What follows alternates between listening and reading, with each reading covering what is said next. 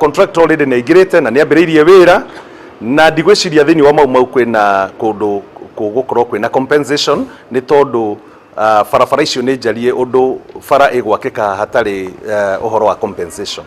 Legacy ya Uhuru wa Kenyatta iria atwiriire na ni oigire ni agatigirira ati andu aria maruiriire wiathi ni magia na maundu mangiorotaga mateithio ni thirikari ya Uhuru, na nikio barabara icio iretwo mau tondu ihutitie counties iria ciari na mau iria ciari Karinga. Riu bara ino which is a major road na nitwakena tondu Kenya ni marauga marathondeka kirathi kia bara ona iria itakitwo guku bururi-ini igukorwo na standard ya iguru muno, koguo ni kuhingura Gatundu North mwena wa Rugongo na nitugukena tondu riu ageni ni marihitukagira gwitu undu ucio ni kuhingura economy itu.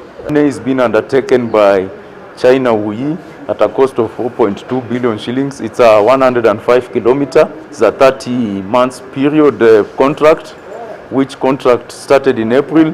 We anticipate it to end in 2023 around April 17th.